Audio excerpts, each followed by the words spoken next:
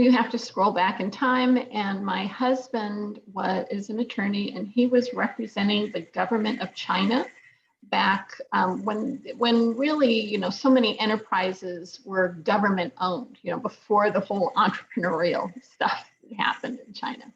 And so he had these various cases, and one of them was a man who had stolen $40 million from the Bank of China. It's sort of like stealing from the US Treasury, and had hidden the money all over the world, including a lot of it here in the United States. And China wanted this man back, and they wanted their money back. And they hired my husband. And this was the first, and still to this day, the only time that the FBI and China's Ministry of Public Security, their version of the FBI, have ever worked together. And so we were traveling back and forth to China quite a bit. And this was still, you know, early 1989. And, you know, so China had only been open-ish for about 10 years. And we were spending a lot of time with these agents from the Ministry of Public Security, or he was, you know, I was off looking at tourist sites.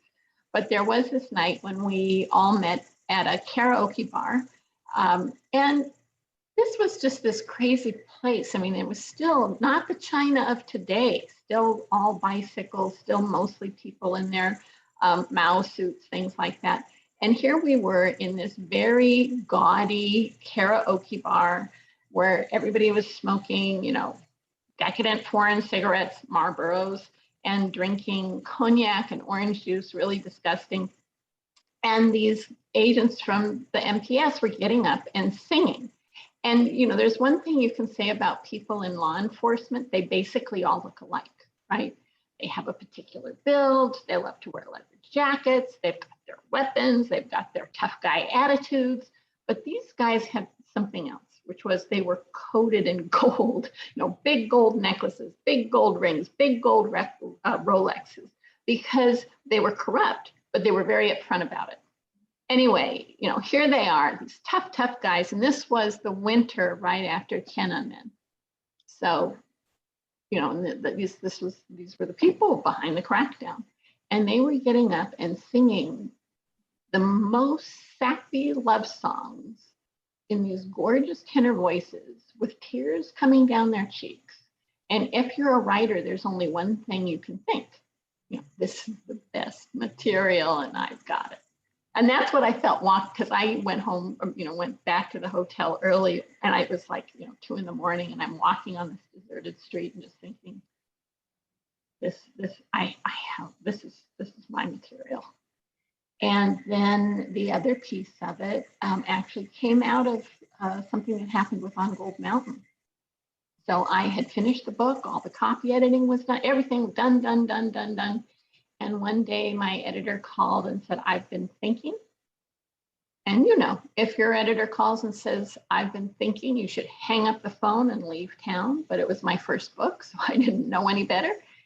And he said, you know, this book ends in 1957. And, you know, I just want to know what's happened to the family since then. And what's it like for Chinese immigrants today? And so, you know, I hung up. I had to call about 70 relatives to sort of bring the story up to today, but also looking at what was it like for Chinese immigrants in that moment who were coming here. And just that right then, that week, there was a ship that drifted into US territorial waters off the coast of San Diego with about 300 illegal Chinese immigrants on it. And so I was able to use all of that material, but so the opening scene is in Beijing in winter, which was when we were there all the time. And then the second scene, there's a boat with a bunch of illegal immigrants that drifts into US territorial waters. So those two things kind of work together. And,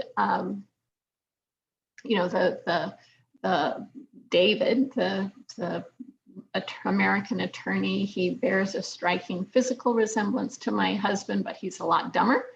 And then Liu Hulan is actually modeled on one of the people that we that he was working with on those cases. Definitely didn't think of it as a series. I definitely didn't think of it as even as a trilogy. But I think by the time I got to the end of FlowerNet, I already had the idea for the next one. And so, but I also did feel, you know, when I was in the middle of the interior, I had an idea for the third one, but by that time, I really did sort of think of them as three, and that there was a complete story, you know, that arced over the 3 books.